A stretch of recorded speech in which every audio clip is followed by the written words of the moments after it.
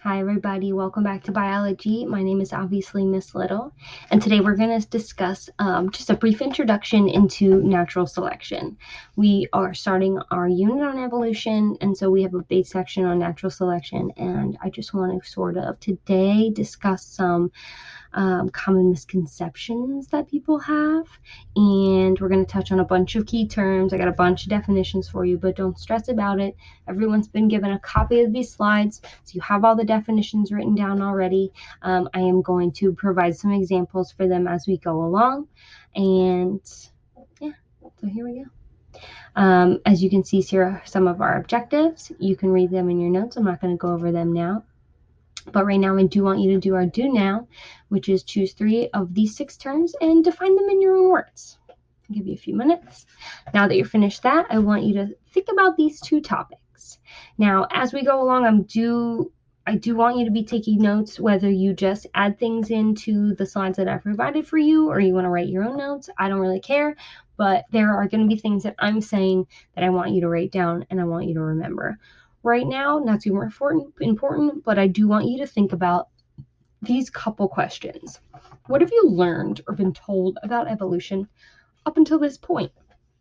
This is the first time we're addressing evolution in this class, and so I want you to tell me a little bit about what you already know. Now that we've done that, I want you to think about what you've been told, and do you think that it's accurate? Do you think what you've learned or been told is completely true, or do you think you might have some misconceptions about natural selection as well? Or are you fairly confident that everything you know is right on? I guess we'll find out. Here are our common misconceptions, as you can see. Now, these 3 statements are incorrect, and as we go through, we're going to talk about them and we will correct them. So first off, adaptations happen at the individual level, not the population level. The individuals themselves change and adapt, right? Survival of the fittest refers to the strength and health of an individual, not its ability to survive in its environment. I mean, that's what we think of when we think of fitness, right? Guess we'll find out. The last one is natural selection produces organisms perfectly suited to their environment. I mean, you think so, right? Isn't that kind of the point? Guess we'll find out. I'm not going to read all these definitions to you. You're looking at them and you have them in your notes, but we're going to talk a little bit about them. Just briefly talk about some examples and things like that. So first off, adaptation, how they change to new or changes in their current environment. Most of the time, it's because of changes in their current environment. Now, there are some examples we'll see in the video today, and we will talk about tomorrow, where species have to adapt because of a brand new environment. But for the most part, when adaptations happen, it's because of current environmental changes. Natural selection, basically what we're talking about, it's how organisms with heritable traits that favor survival and reproduction. Let me hear you say it again. Favor survival and reproduction. If you take nothing else away from today, I want you to take away the fact that natural selection is the process by which organisms pass on heritable traits that favor survival and reproduction. That is the main point here. When it comes to survival of the fittest, fitness and natural selection, it has to do with its ability to survive and reproduce in its environment. Survive and reproduce, survive and reproduce, survive and reproduce, survive and reproduce. So natural selection, survive and reproduce. Then those organisms that have those favorable traits, they tend to leave more offspring because they survive and reproduce. And it causes those traits to increase in frequency over generations. Because obviously, if you have a good trait, let's say blue eyes is the trait to have to survive and reproduce. I have babies, they have blue eyes. They have babies, they have blue eyes. And so on and so forth until we have a huge population of people that have blue eyes, because it is the favorable trait to survive and reproduce. Survive and reproduce.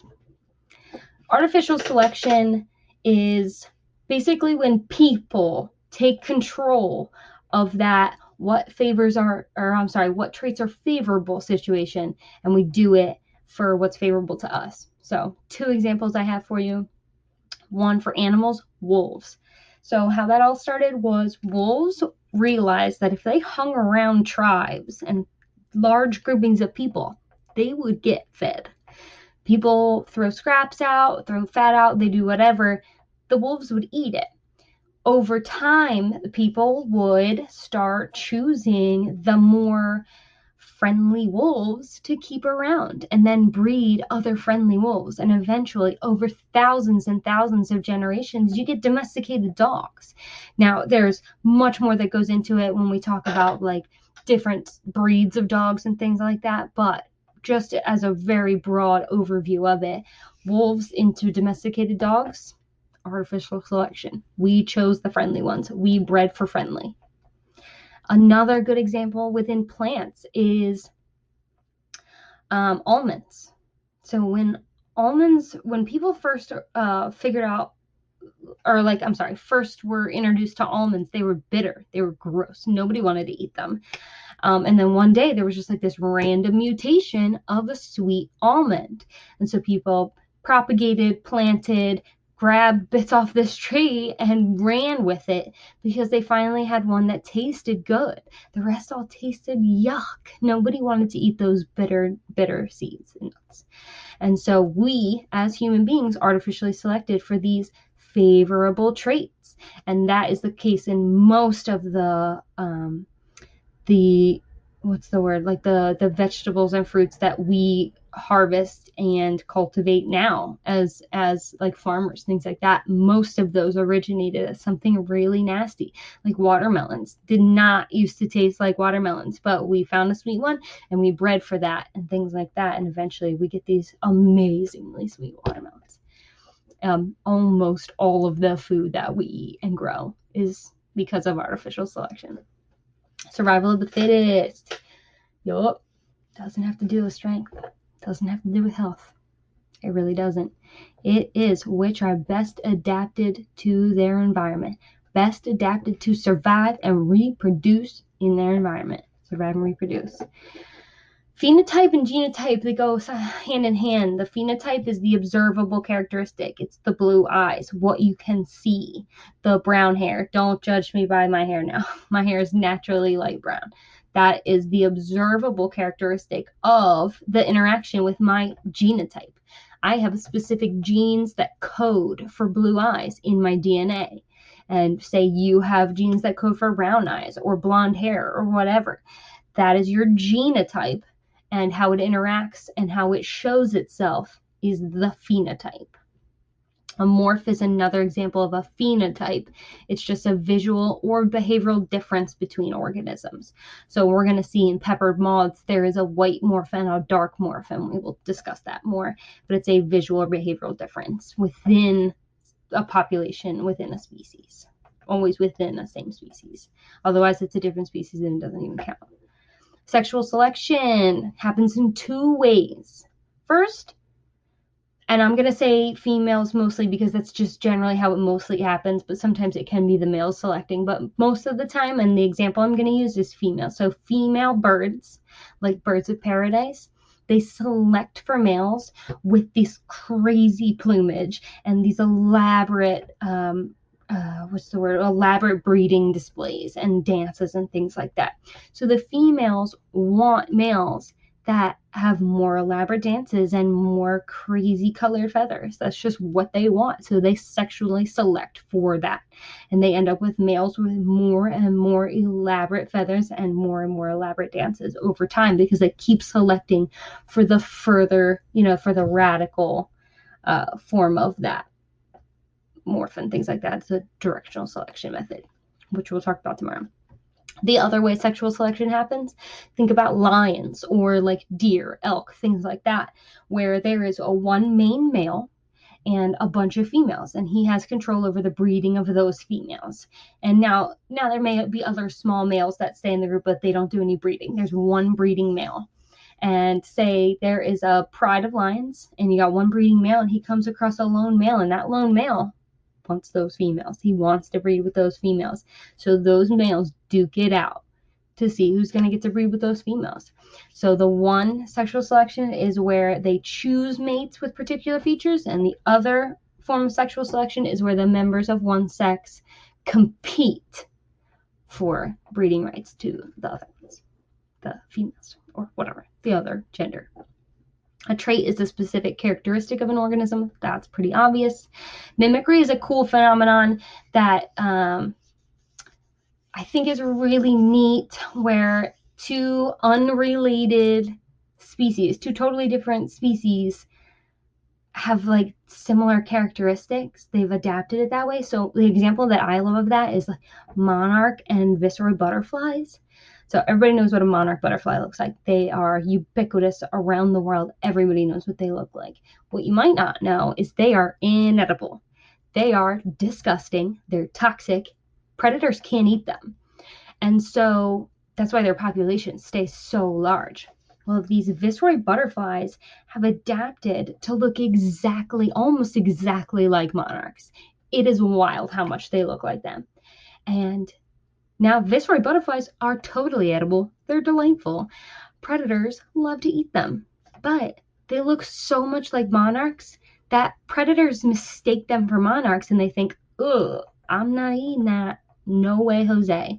Not doing it. And so they've adapted this mimicry form of natural selection where they don't get eaten. And it's awesome. It's so smart. There's other examples of like there's certain types of moths that have patterns on their back that look like eyes. They look like cat eyes, so like yellow eye looking spots, and they make predators think that it's like a large cat like lurking in the dark, and so they don't get eaten. It's wild how that works. So the two other examples you can't see right here, but you can see on your paper, are species, a group of organisms that share a genetic heritage, are able to interbreed, and create offspring that are fertile. You have to have all three of those things. One example that I think is so cool, because you have two, but not the third, are horses, donkeys, and mules. So horses are a species, donkeys are a species. They are two separate species. Very close. They share a genetic heritage, they share a common ancestor, and they can interbreed. When a horse breeds with a donkey, you get a mule. That's where mules come from. But fun fact, mules are infertile. Mules cannot breed, males or females. They cannot breed. So I mean, mules are great animals. Like you can ride them, they're super cool. I've had friends that have had mules, but they can't breed. So they're not a common species. Horses, donkeys, and mules are not a common species because they do not create fertile offspring, even though they share a genetic heritage, ancestry far back, and they can interbreed, but they don't create fertile offspring. Not the same species. What? That's wild to me. Population. All the organisms, the same group or species, live in a particular area, are capable of interbreeding. Mostly populations, all the same species. Basic, moving along. We will watch this video and we will discuss now, real quick before we get into this, we're going to discuss what of our common misconceptions we've addressed so far. So obviously within the definitions we addressed that survival of the fittest has nothing to do with strength or health. It is the ability to survive and reproduce in its environment. It's ability to survive in its environment. So cross that one off. Fix it in your notes. If not, we'll fix it at the end, don't worry. Another one, in that video, is there anyone anybody can think of? There's one other misconception that we've addressed so far. Yes. So organisms don't change. Adaptations don't happen at the individual level. Individuals themselves do not change and adapt to their environment. It happens over time, over so much time, thousands and thousands of generations. We're going to talk about it real quickly with the Darwin's finches. So these are the Galapagos finches of the Galapagos Islands. And I'm going to try and real quickly go over it because we're going to talk about it more later. But there was just this, originally, this main one finch. It has a regular size beak, regular shape, regular size. And it only eats a certain kind of food. But there's all this other food on the island. So one day, out of a random mutation, you get one with a little bit of a smaller beak. And that little beak bird could get into places that the other bird can't. So now that bird is able to like get in and get insects out of tree trunks or out of the ground, and it's able to eat things that this other bird couldn't. And so over time and over generations, you create these birds because they breed and they have babies that maybe out of their 3 babies, one of them have a really skinny beak.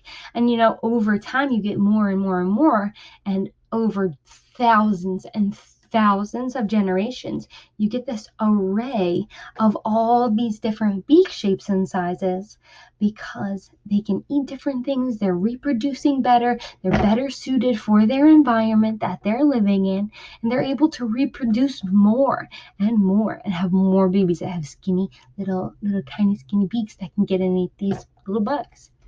Now, same goes the other way. Maybe one day you have a genetic mutation where you have a bird with a really honker, a big old beak. It's thick, it's rough, and you know what? He can crack open seeds and nuts like nobody's business. He is able to eat the harder nuts and seeds that the regular bird and the skinny beak bird, there's no way that they could get into those. So it found a whole new realm of food that it could eat just because it had this giant, thick beak. And just the same way as before, over thousands and thousands of generations, you get this array of these different size beaks. Look at all of these different size beaks.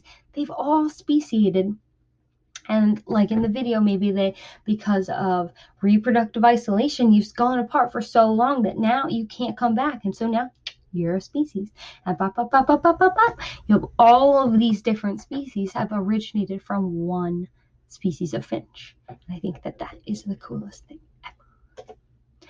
Another good example of adaptation in a localized geographic area in a very short amount of time is the peppered moth. So they're in England.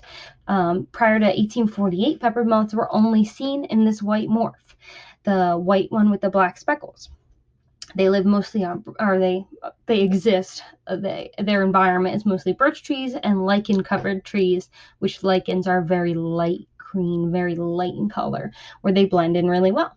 And every now and then you would get a genetic morph that would be dark, like the one below it. And it was easily picked off by predators. It's pretty obvious where he is. Whereas, like, if you squint your eyes, the white one, you can't really see. If you're a bird flying over it, you can't really see the white moth. But you can see that black one. Swoop right in, he's gone. After 1848 was the Industrial Revolution in England.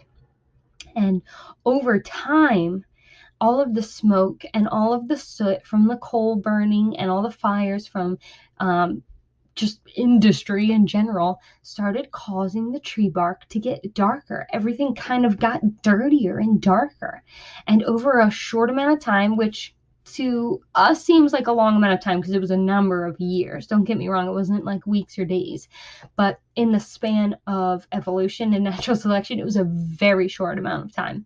The trees, all the lichens are dying, the trees are becoming darker because of all the soot and the smoke, and now look at that second picture on the right. You can't even barely see that dark morph, but that light one stands out. And so it's wild, over a very short amount of time, the dark morph became much more selected for naturally because it's not getting eaten by predators. Predators are picking those white moths off left and right, and those dark moths are blending in and they're able to reproduce, and this black morph is starting to become more prevalent in generations. And so nowadays, I think the numbers are like 99-1 of black morph versus white morph. There's almost no white morphs left. And we're not even in the Industrial Revolution anymore. It's not even like that, but it's just become, it's actually a form of directional selection, which we will talk about tomorrow, that it has really shifted in a particular direction over time, specifically in one direction. There's been no back and forth, no little bit here or there. It has really gone in one certain way. So here are our corrected perceptions. I'm going to quickly go over a couple examples for each. You have them written down already. These ones are the right ones. So peppered moths is a great example for the population level. Obviously, those moths didn't change their skin. They didn't molt and become dark, or didn't molt and become light. They, over time, they breeded, they reproduced, they bred and reproduced and created moths of similar heritable traits, like the dark morph. But it happens over generations and generations and generations. And where the peppered moths happen in kind of a quick succession, we know in the speciation video that most of the time things like that, adaptations like that, or adaptations like that, happen over thousands and thousands of generations. Now, you do have to also think moths breed a lot faster than birds. Think about that. Gestation periods and things like that are quicker, but we'll get into that later.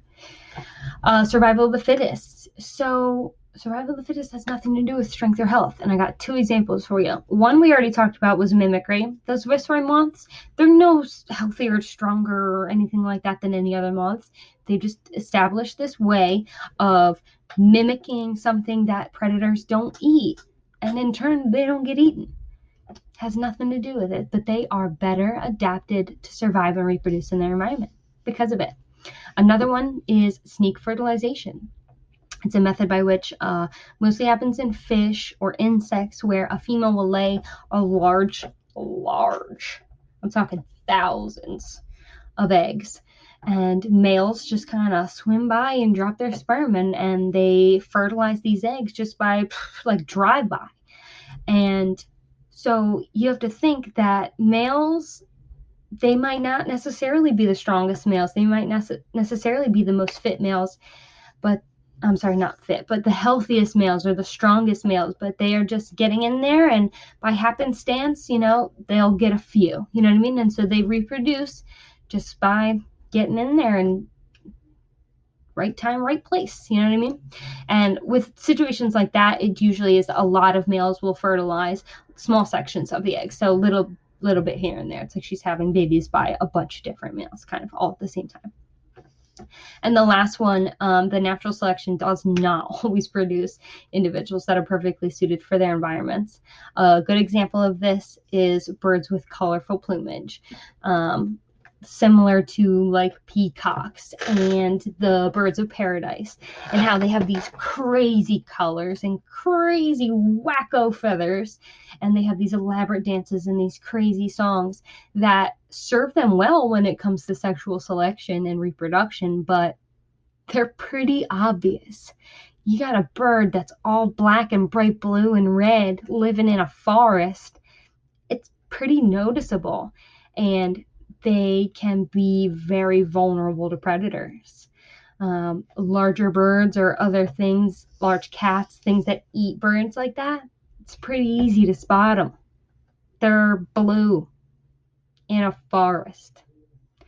Now, that's what the females want, so that's what they get, and that's what they breed for, but they get picked off pretty quickly. Not necessarily always perfectly suited for their environment. Couple questions to consider. I want you guys to take a few minutes, write them down. We're going to discuss them in a second, and then we'll do that. And then at the end of the lesson, we are going to play a game of card sort. So I have some online cards for you guys that you will organize into. I have some that have the key terms on them, and some have definitions, and some of the other group have like examples. And we're going to do some matching games, things like that. For independent practice this evening, I want you to choose one of our misconceptions, whatever one you want. Choose the incorrect ones.